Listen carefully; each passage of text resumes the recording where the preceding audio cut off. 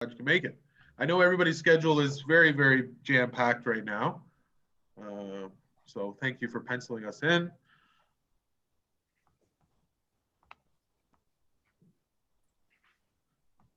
Okay. Mr. Ryerson, greetings.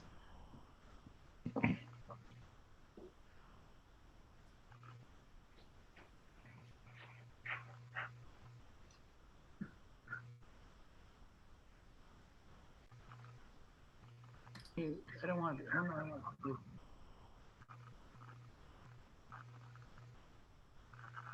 So it's just about 11:30, so I will just get started here. Thank you for coming back.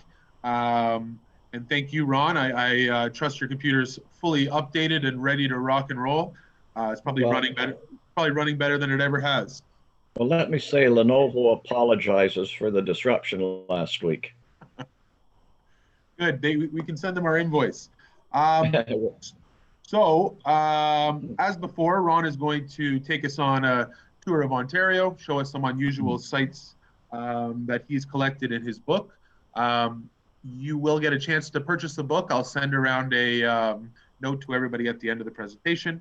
And Ron let me know that some of the stuff on the slideshow isn't on the book and vice versa, so they complement each other pretty well. And without further ado, Ron, if you're ready to go, I will turn it over to you to start up round 2 of 160 Unusual Things in Ontario. Thank you. Well, thanks, Martin. I'm indeed I'm ready to go here. And I'm not going to start where we left off last week. Some of you may be joining today who weren't on last week. So we're going to start right at the beginning.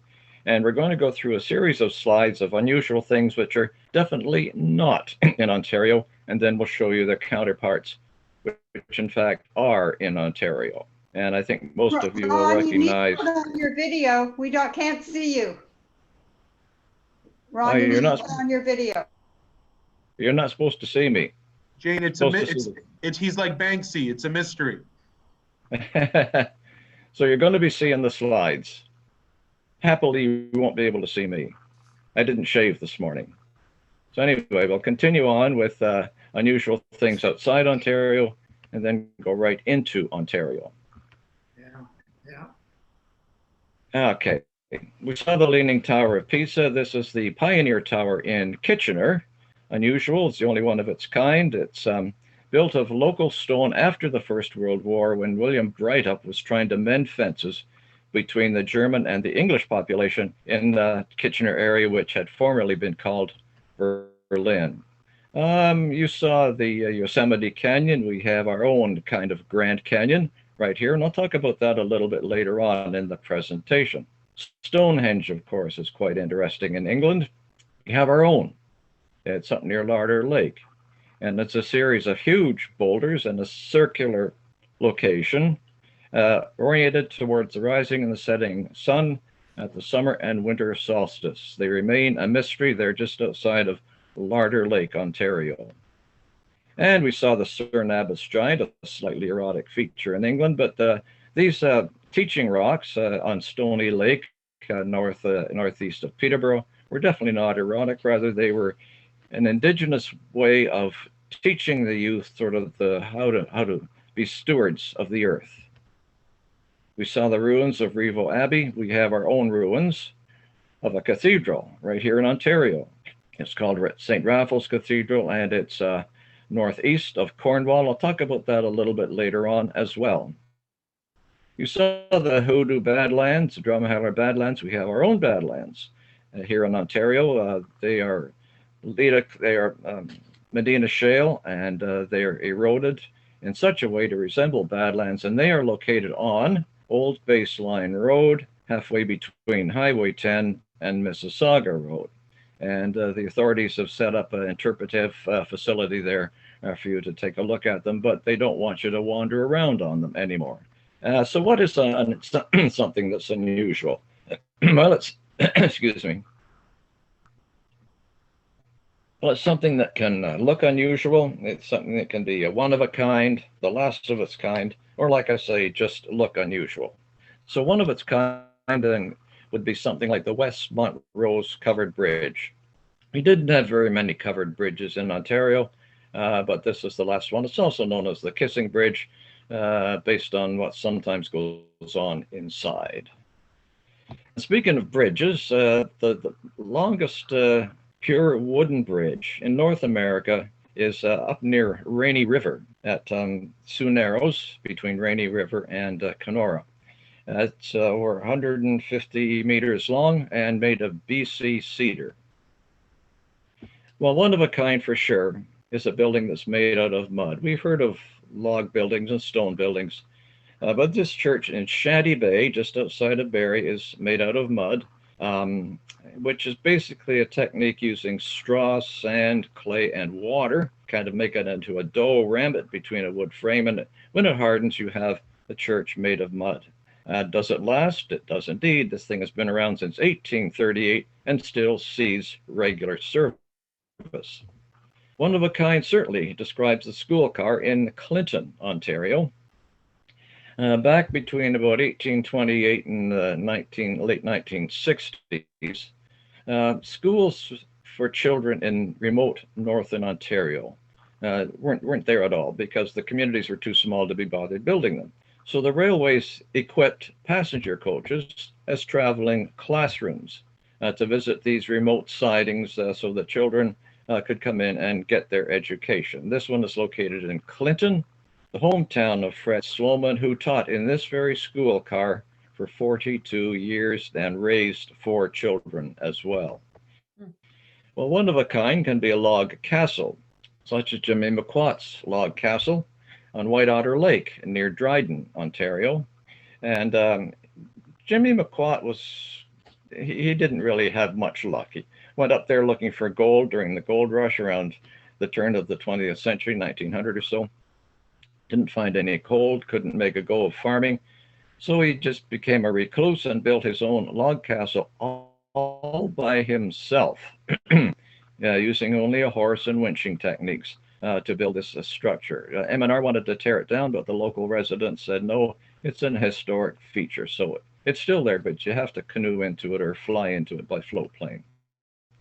Well, something can be the smallest of its kind, like Ontario's smallest railway operation. And some of you who have property up in Muskoka may remember the Portage Flyer between Lake of Bays and Penn Lake, and it's been relocated to Huntsville now at the Heritage Village there, and it remains probably Canada's shortest railway. Well, when we think of smallest, we don't usually think of Union Station, which is a grand heritage building, but we might think of this, North America's smallest Union Station. Not because it serves 2 or more railway lines, but it's just simply named after a nearby village called Union. And this is a bit south of St. Thomas, by the way, on the St. Thomas Terminal Railway, a tourist line which you can board in Port Stanley. Well, then we come to what's smallest. How about North America's smallest jail? Well, Tweed tried to say it was. Unfortunately, it wasn't, because other places came along and said, no, we're the smallest jail, such as here in Coboconk, and it's now a craft shop. Or how about the one in Creemore? They said, no, we're the smallest jail. And they were actually smaller than Tweed. But the smallest jail, in fact, is a 1-cell lockup in a remote ghost town northwest of Red Lake called Barons River. Well, something can be unusual just because it looks unusual. How about a main street that goes around in circles, as such as at Kapuskasing on Highway 17, way up in northern Ontario? It was laid out around 1904, 1905 by a town planning company at the Spruce Falls Power and Paper Company. Just to be different, they wanted a place that looked unlike the ramshackle boom towns which were sprouting up in northern Ontario at that time. Well, another community that whose main street kind of goes around in circles is Goderich. Many of you will recognize this. It's actually an 8-sided main street, and streets radiate from each point of the octagon, and it follows a town plan originated by a fellow named Marcus Vitruvius, a Roman architect 2,000 years ago, the only successful example of its kind in all of North America. Well, it's not the only eight-sided feature in Goderich. We do have the eight-sided jail, built in 1842, and housed such notorious criminals as James Donnelly of the Black Donnelly clan. We'll talk about them a little bit as well. But they also housed innocent people like Stephen Truscott, convicted of a murder, but later exonerated and found innocent. Well, if you want something unusual in urban planning, how about Birdhouse City? It's located on Macaulay Mountain, just a bit south of Picton, Ontario. And it's a bird migratory route, and the authorities there, the conservation area, said, well, let's have some fun with the birds, and they created kind of a birdhouse city with all kinds of unusual birdhouses, hotels, and police cars. And what you see here, of course, is the McDonald's fly-through. Well, sometimes little tower-like features can be unusual. So our old mining head frames are disappearing due to liability quite quickly. This one was found in Eastern Ontario. It's not there anymore. Now, this little tower may look like a mining head frame, but it's not. It's known as a Sheave Tower. Some of you may know what that is. It's a facility built downstream from a water-powered grist mill, and it's connected to the grist mill by pulleys. And so basically you're using the power of the water twice, once at the grist mill itself and generated by this little Sheave Tower. Well, this one looks in pretty ramshackle shape. It's located in Blair, Ontario, and the folks there are pretty heritage conscious, so they hired an architect to fix up the old Sheave Tower, and that's what it looks like today, and you can go down and see it. It's beside Mill Road in Blair, Ontario. Well, certainly an unusual tower type is this windmill. It's a wind-powered sawmill and grist mill, and still can operate. It was for a while a tourist attraction. It's just outside of, just south of Goderich, Ontario, and it's you can see it from the road. It's unclear nowadays whether it's actually open to tourists or not. It's just outside of Bayfield, Ontario. I think it's on River Road. Well, towers can be lighthouses, unusual tower-like features, and here we have the lighthouse in Goderich. It's not that unusual, but this one is. This is the Point Albano Lighthouse. It's within Fort Erie, down on Lake Erie, and it's an Art Deco style when Art Deco was coming into fashion. It's at Point Albano. Unfortunately, it's a National Historic Site, which is fortunate, but the unfortunate part is it lies at the end of a private cottage road. Most of the cottages are owned by our friends from Buffalo or Cleveland, and they don't want you to use the road. The town of Fort Erie decided, well, let's make it accessible by operating a shuttle bus with the permission of the cottage owners, and that's how you get to see it today. Well, a lot of us don't think of our car heritage as being unusual, but you're hard-pressed to find these glass cylinder gas pumps anymore. This one I found on Highway 4, just at the south end of the Beaver Valley. And yes, gas stations can be unusual too. This type of gas station was originated by the Hercules Oil Company in Detroit in the 1930s. They wanted a little bit more style in their gas stations to attract customers, so they created this chateau style of gas station. You may recognize it as having once sat on the north side of a Lakeshore Road down near Windermere. They relocated it to the south side. The city wanted to save it. They saved it, they fixed it up, but now can't figure out what to do with it. So welcome to Toronto, folks. Well, I spoke earlier about the ruins, and this is the ruins of St. Raffles Cathedral, like I say, just northeast of Cornwall. It was built in the 1840s to serve the Scottish Highland Catholics, not French Catholics, and burned in the 1970s. It was gutted by fire, and the diocese decided, well, we'll just tear it down. The parishioners said no. And if you look at the upper part of the walls there, you'll see that it's got new stonework, and it's been preserved as a ruin, and plays and that sort of thing can take place in it now. Well, speaking of ruins, at election time, be careful what you wish for. The federal election of 1907 saw William Mulock running for re-election as a Liberal candidate in the north end of York County. And he promised, as part of his election platform, to build a canal from Lake Simcoe down through Newmarket and Aurora to connect them with Lake Simcoe and the Trent Waterway. Well, he said we're going to build 3 lock stations and a swing bridge, but the engineers cautioned him that there wasn't enough water in the watershed to properly power a canal. But they went ahead and built it anyway. It cost them millions. And guess what? When they finished it, they discovered, well, not enough water. And you can visit the ruins of this ghost canal up at Newmarket, Aurora, and Holland Landing. There's 3 lock stations still visible, and the ruins of a swing bridge, which never swung. Well, speaking of ghosts, my favorite type of ruins are ghost towns. The largest town ever to become a ghost town in Ontario was a place called Depot Harbor, just outside of Parry Sound down on Georgian Bay there.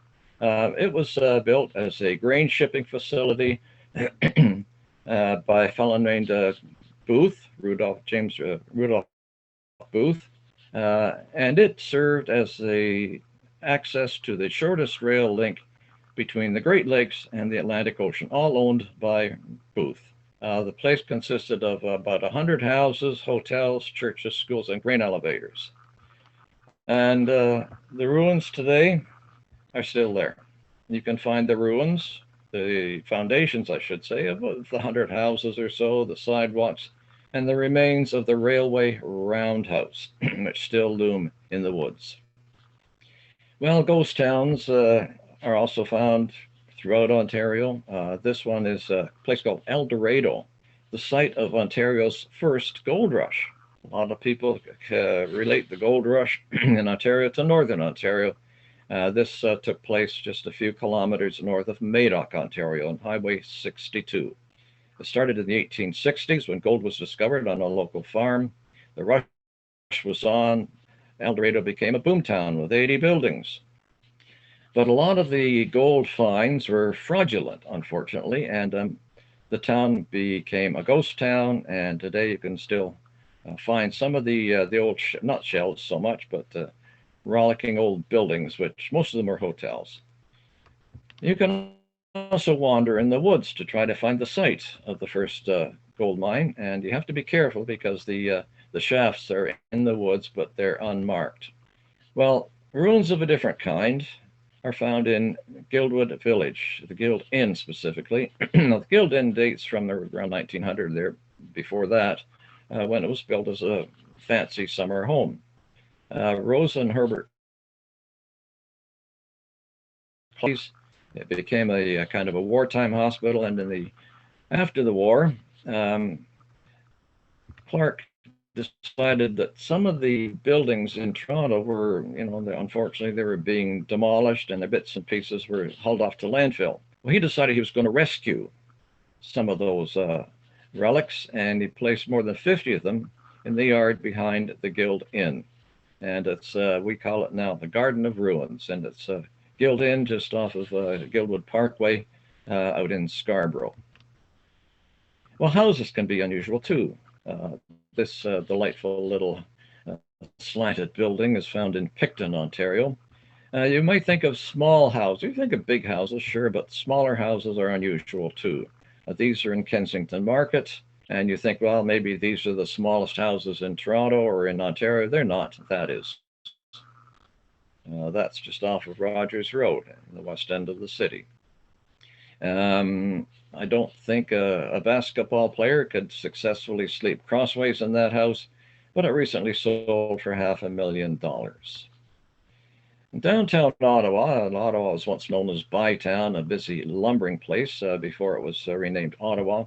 And just steps from Byward Market, a couple of folks bought a duplex there and took the siding off and discovered, my goodness, we live in a log cabin. And this old building, downtown Ottawa, like I say, just steps from Byward Market, represents the early history of the city of Ottawa. Well, we normally think of log cabins or log buildings as looking like that. We don't think of them too much as looking like this. No, this is not a stone building. This is a log building. That's called stack log construction. And what you're seeing is the ends of the logs. They were about a meter long each and stacked up to create this particular building style. This is in Argyll, Ontario, just outside of Beaverton. Well, Paris, Ontario has another unusual building feature, and that's the stonework down there as well, cobblestones. They were gathered up from farm fields and laid horizontally with mortar between. It's called the cobblestone style of architecture and was introduced into Ontario in the 1850s. Paris, Ontario is unusual in this that has more than a dozen of these buildings. Well, another type of house, vital to early Ontario, was this. And I certainly hope that all the owners of those bikes are not inside that building at the same time. Yes, that was your proverbial outhouse. Well, most of them, I think, you may remember if you have cottages, and you still have one up there. Look like that. Not too many look like that. Now, this is a brick outhouse. You know what I was going to say, but it's a brick outhouse, side by side, two facilities there. And it's quite fancy, and it was built by James Livington, and it's located beside Castle Kilbride in Baden, Ontario. Well, two of them side by side I guess isn't that unusual, but two of them on top of each other is. This is the two-story outhouse in Smith Falls, Ontario. Well, you may be asking yourself, okay, how does the lower facility make out if there's somebody in the upper facility at the same time? Well, don't worry, folks. That particular outhouse is actually twice the width that you see there. There is a vertical partition goes up the middle, and the occupants of the upper facility are on the other side of the partition from the occupant of the lower facility. Well, this is a fairly old one, but you may find a two-story outhouse almost anywhere, such as in Hamilton, Ontario. This is located at a place called Rock Castle. It's just on the south side of Hamilton there. And it was the creation of a fellow named Shepherd who owned a factory in Hamilton, built this fancy house on the hillside, and figured, he just wanted an ensuite. So he built a ensuite, and you can see the little walkway there from his bedroom into the facility. I don't think there was anything on the lower facility except that window, maybe storage.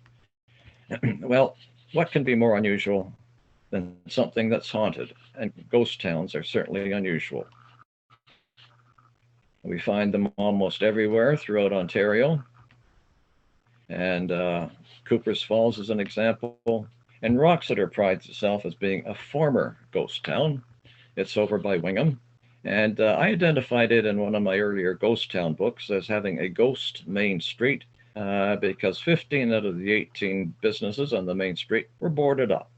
Well, Roxeter decided they were going to fix that. They tore down some of the older, more rackety buildings, fixed up the others, and it's a nice place now, not a ghost town anymore, but they're proud to say that they are a former ghost town.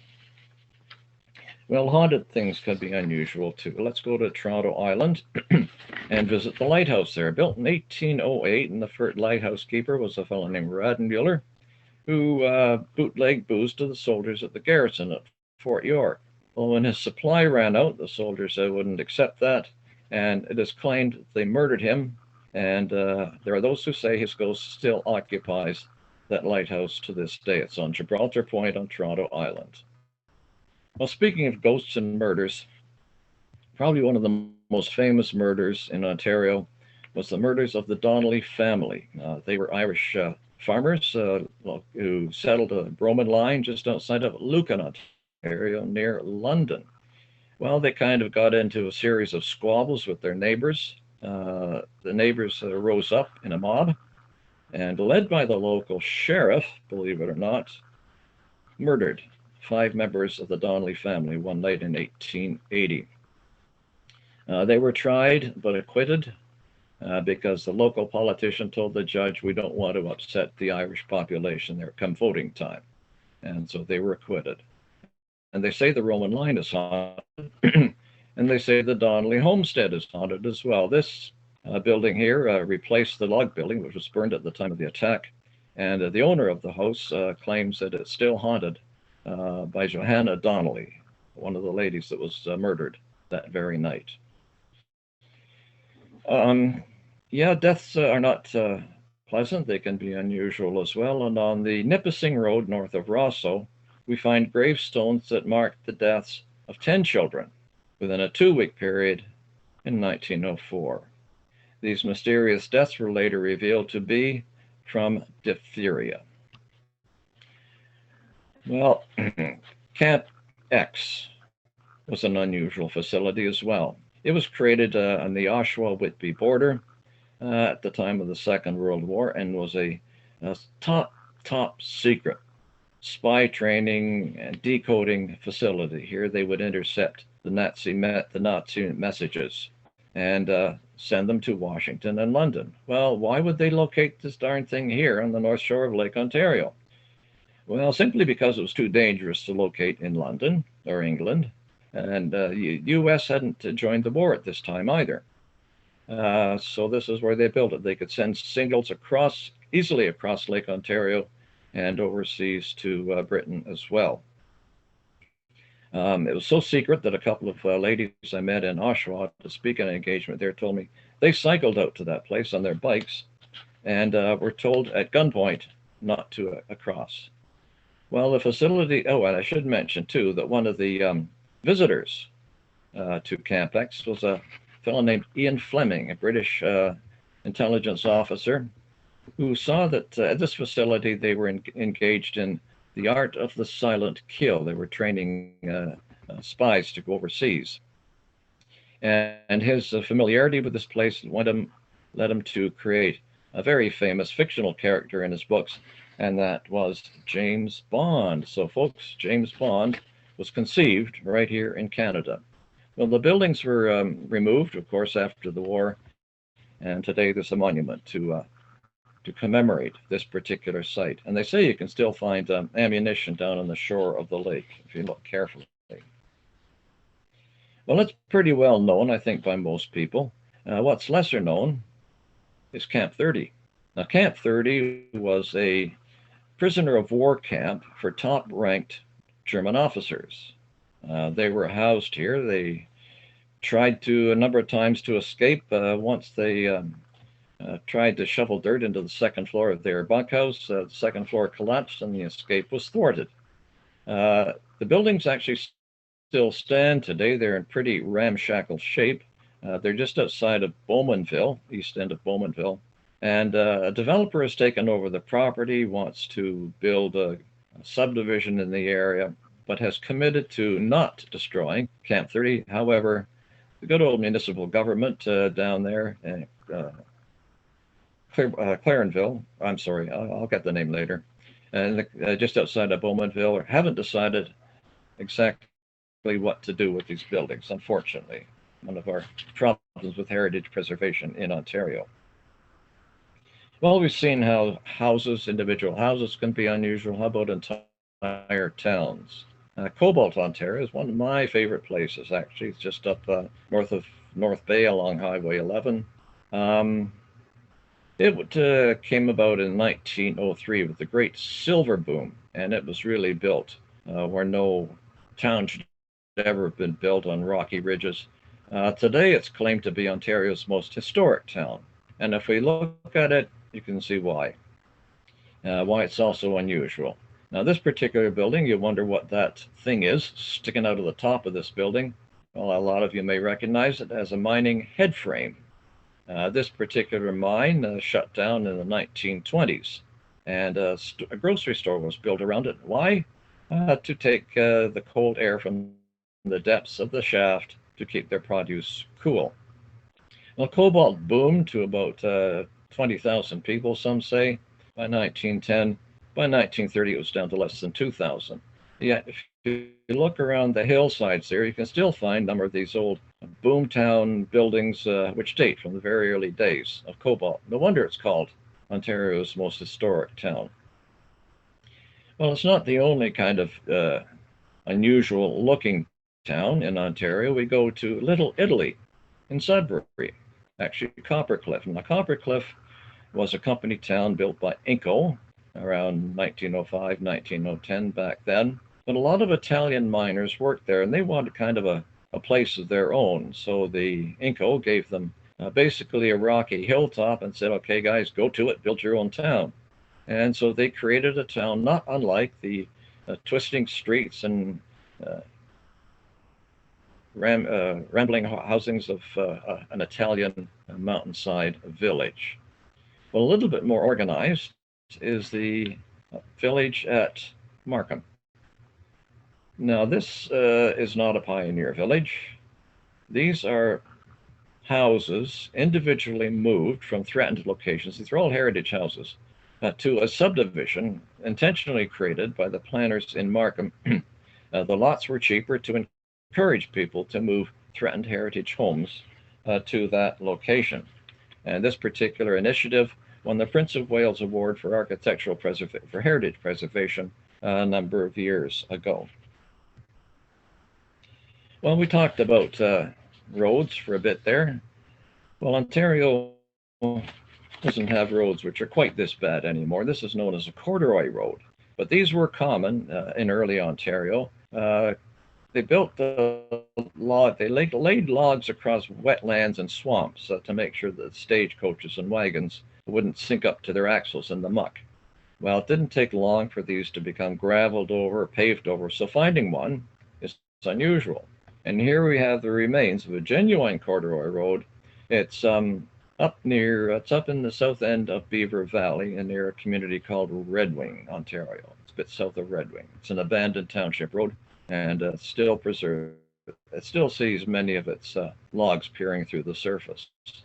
Well, the roads weren't the only things that were abandoned. Railway lines were too, but probably the most unusual abandoned railway line was the one that ran across Rice Lake. It was a very old line built in the 1850s from Cobourg to Peterborough. Well, they didn't have much foresight building it across Rice Lake. They built a series of causeways and trestles, but each spring the ice would flow down Rice Lake and just carry away the trestles, and then they'd have to rebuild them. Well, not too surprisingly, this railway line didn't last much more than 10 years. And this is the remains of the causeway at Harwood, Ontario, which is a bit north of Cobourg on the south shore of Rice Lake. I'm going to give the last word in this presentation to nature's unusual things. And one of the more unusual sites in Ontario is Point Pelee, a long spit of land, sand, extending out from near Leamington, Ontario. And it is the southernmost point of mainland Canada right here. There's a few islands further south in the lake, but this is the southernmost point of mainland. Well, Point Pelee is now a national park, national wildlife preserve, I guess. It's a bird migratory route and all kinds of unusual vegetation, cactus and snakes and stuff like that. Interestingly enough, this particular sand spit was washed away entirely during a storm and came back just a few years later to do the currents in the lake. Well, further along Lake Erie, we find the Great Sandhills. Now, these date back to glacial times when the melting waters from the glacier poured into a much higher Lake Erie at the time and created these sand hills, basically, which was a river delta. And the sand is so soft there, you can actually literally start at the top and roll down a little. That's not encouraged. But if you look at the trees at the top, you'll see how high this particular ridge of hills was. One of my favorite locations, because I grew up there, some say I didn't grow up at all, but that's another story, are the Scarborough Bluffs. Now, they too were formed by a river delta in a much higher Lake Ontario, but that was thousands of years before, excuse me, the last glaciers. And this particular formation is known as a Dutch chapel because the ridges which form along the Scarborough Bluffs resemble the buttresses of a Dutch chapel. The unusual formations are caused by the differential erosion of the hard clay and the soft sand there. And we talked about bad roads, but there's a town in Ontario that is proud of its potholes. and that's Rockwood, Ontario. Now, these potholes were created not by traffic, but during the glacial melt period, when a lot of water flowed through the river valleys, and they carried hard, round granite boulders. Those boulders swirled around in the softer limestone at the bottom of the rivers and created potholes over thousands of years. Now, this is in the Rockwood Conservation Area, and some of these, it has 200 potholes. Some of them are actually large enough to canoe through. Well, geology can also create an unusual phenomenon known as disappearing rivers. This is the Indian River near Warsaw, Ontario, in the Warsaw Conservation Area. This river is disappearing beneath this little girl's feet into cracks in the bedrock. It's known as karst geology. And it doesn't necessarily have to relate to rivers. It can relate to dry land as well. And this we find in the Hell Holes Park, just off of Highway 41, north of Napanee. And it happened when the softer layers of limestone beneath the harder upper layer dissolved because of the influence of water. And so we have a series of caverns with just little cracks to allow you to get down into them. Those cracks were called the hell holes because the early settlers thought if you went down there, you were going to go to hell. Well, glaciers certainly affected our landscape in an unusual way. Sometimes they move boulders where they shouldn't be. This is known as a big boulder. It's just north of Trenton, Ontario, off of, I think, Highway 33. And as you can see from the person in front, it's about the size of a small house. And it's a large granite boulder which was moved by the glaciers and plopped on top of the limestone plain just outside of Trenton. Now, Buckhorn, Ontario is known as Boulder City. Well, not really a city, but it certainly has a lot of boulders there, which came about as the same way that the big boulder did. And these are known as the Adam and Eve boulders, and they're just a bit northwest of Bobcaygeon, and you can get to them by following the Adam and Eve Road, surprisingly. So they're quite unusual. And we have our own Grand Canyon, too. It's up Highway 17, just between Marathon and not too far from Nipigon, let's say, between Nipigon and Marathon. And it's a glacial feature. The glaciers carved out a crack, a fissure in the bedrock, and created this canyon, which is almost as deep as it is wide, and it's so deep and so dark that Arctic vegetation can survive there, and snow can last right into July. Well, some of you may have heard of that. It's part of the Wilmette Canyon Provincial Park. Algonquin Park has an unusual canyon as well. It's up in the northeastern quadrant of the park, not too far from Petawawa. That's how you access it. But you have to walk to the brink. It's called Barron Canyon, and it created in a rather unusual way a gush of meltwater from the glaciers poured through this part of Algonquin Park when a massive ice dam broke in the area of where North Bay is now, and just roared through the park, creating this canyon. It's quite stunning and quite beautiful, and quite deep, by the way. And it may not be as big, but it's certainly unusual, and that's the Rock Glen Canyon near Arkona, Ontario. And you can actually go there and collect fossils. The bedrock is so soft, you can just literally pull them with your hands out of the sides of the canyon. And it's encouraged to do so. They hand out little pamphlets to tell you what kinds of fossils to look for. And then we have another lovely canyon.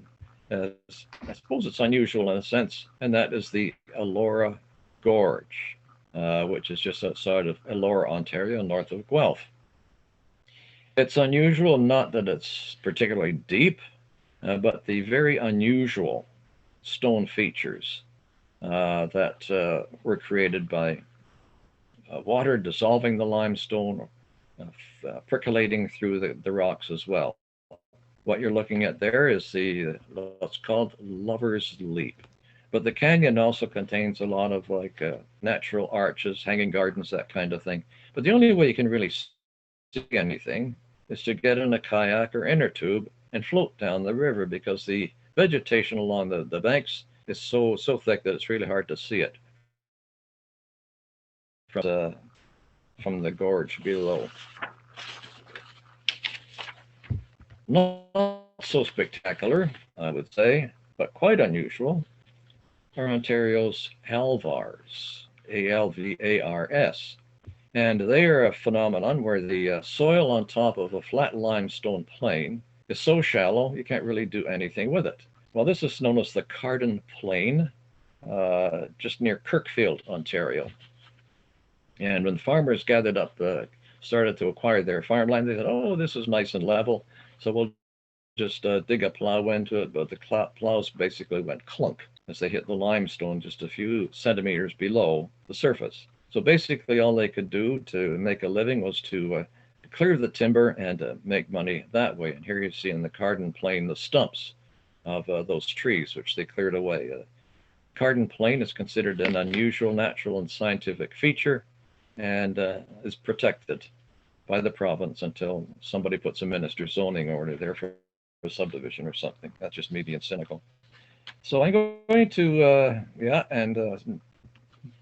more recent features too are unusual, such as Canada's largest maple tree, which is in the Comfort Conservation Area. It's called the Comfort Maple because the farm family known as Comfort family donated it to the government. And it's a very small conservation area. It's just outside of Font Hill, Ontario, in the Short Hills Provincial Park region. Well, that may be one of the largest trees in Ontario, but it's not the oldest. These eastern white cedars are, and they start, the seeds kind of inch their way out of the cracks in the rock and make their way slowly upward, centimeter by centimeter. And this particular eastern white cedar up at Rattlesnake Point, it's been dated back 800 years, and some of the eastern white cedars in the region are more than 1,000 years old. So certainly Ontario's oldest trees. Well, what do you do with old trees when they just can't survive anymore? Well, Orangeville came up with a neat idea. What they would do is they took their maples, which were, I guess, past their due date, and turned some carvers loose. And they've created more than 40 what they call tree spirits along the streets of Orangeville. And this particular one shows a First Nations image, but there are some along the streets, one showing the Prince of Wales and tributes to nurses and various really spectacular carvings, absolutely amazing. Well, I'm going to finish off this presentation by going through my top 5 favorite unusual things. Well, no, sorry, let's back up a bit here. And we'll find that a place called Exeter, Ontario has a rather unusual creature, and that's a white squirrel.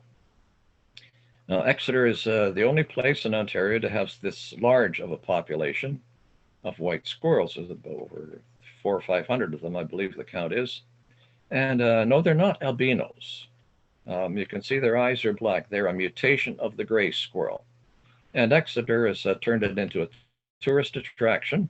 And you can see on their street signs, they've added this white squirrel as the community logo. Okay, now we're going to go to my top 5 features. One is what's known as the Taj Mahal. It's located just north of Uxbridge, Ontario. And it was built by Thomas Foster, who was a mayor of Toronto back in the 30s. And after his wife and daughter passed away, he went around the world and, inspired by the Taj Mahal in India, built this feature for his there's a crypt there with his wife and daughter inside, just north of Uxbridge. Another unusual temple, of course, most of you will know this one, is the Sharon Temple. It was built in 1820s by David Wilson when he created his Children of Peace sect. The sect was out of existence by the 1890s. The building was a ruin. The York Pioneer Historical Society came along and protected it, and it's still there to this day. And just a wonderful museum and a very unusual architectural phenomenon. And I won't go into the details of why it's shaped the way it is, but visit it. It's on Leslie Street, just north of Green Lane. If you go to Goderich area, Highway 8, just outside of Goderich, you'll find the Apple Park Farm statues created by a guy named Ed Lathwaite back in the 1870s. He was very religious and wanted to recreate some of the stories from the Bible in stone. And so there are approximately 50 of these limestone statues around his property, which depict certain episodes in the Bible. I don't know what this one depicts because it shows a drunken farmhand being led home by his donkey. So if anybody knows the part of the Bible that that's from, let me know. Quite unusual too is the grave marker in Rush's Cemetery just outside of Wellesley, Ontario. And I'm not going to explain to you in detail how it actually works, but start in the middle and you can find sort of the word in, I-N, I on top of the N, and to its right, M. Above the M is E, above that E is M, and you go to the left, you get O-R, and then it carries on. It's in memoriam anyway for his two wives, Henrietta and Suzanne, and Bean himself is buried in another cemetery beside his third wife. Well, probably one of the most unusual things, that is at least what I'm asked about, is what we find on the Don Valley Parkway. And these strange-looking creatures, what are they, elephants, or just what are they, truncated elephants? They're, in fact, the creation of the plastics industry. And they were created by a fellow named Nolan Oland, and they're made out of plastic. And inside we have shredded plastic. And the idea was to show how practical plastic can be. So the shredded plastic is inside. There's a third one here as well that you can't see in this image. But the water is pumped up by solar energy to the uppermost thing, I guess you could call it. And it's filtered through. And as you can see here, it's pouring into the middle one and pouring into the smaller one. And when it comes out of the smaller one there, that's Don River water, by the way, and it's clean enough to drink. And not practical in Toronto's context, but many smaller municipalities in the US have actually adopted this as a water purification process. And that's what these things are, a water purification process. And we're going to wrap it up. I'm just going to finish off. We're going to wrap it up by hopping in some of our favorite vehicles here, whether it be a stagecoach, driving along your favorite scenic road, in your favorite automobile, enjoying the peaceful drive through the Forks of the Credit here. Some roads may not be a little bit easy. It may not be easy to negotiate. You may have to get out and do this, or you may have to get out and do that. Well, let's hope not. So anyway, like I say, hop in your favorite vehicle. Make sure the roads are dry before you do. And when you get to the border, right, just be careful when you're crossing. You might be met by the Americans who have a few things to say to you. This is actually an exchange of flags at the border crossing up near Thunder Bay many, many years ago. Things have changed at the border now, of course. And that's the end of the show today, folks, and I thank you very much. And if you have questions, just funnel them through to Martin, and I'm here to answer them if you want me to do that, or you can email me at ronfbrown@gmail.com, and I'll be happy to respond to your questions. Thank you so very there we much. have it. Thank you, Ron. Thank you, Ron. Okay. Lots of interesting spaces to visit when it gets a little nicer out. For anybody who lives in the Midtown area around Yonge and Eglinton, they've actually recreated the corduroy roads along Yonge Street there. So we've got a piece of history there as well. So if anybody has any questions at all, feel free to come off mute, and Ron has some time to answer them. It'd be great. Thank you for coming. Any questions?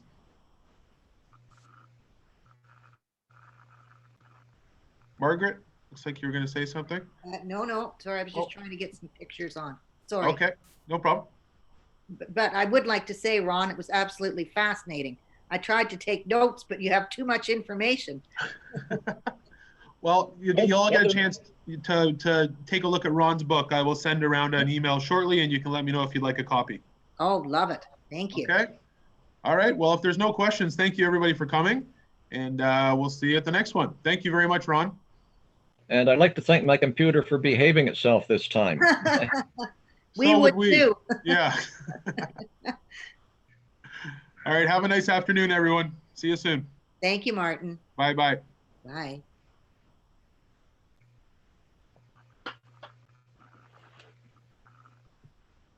So Martin,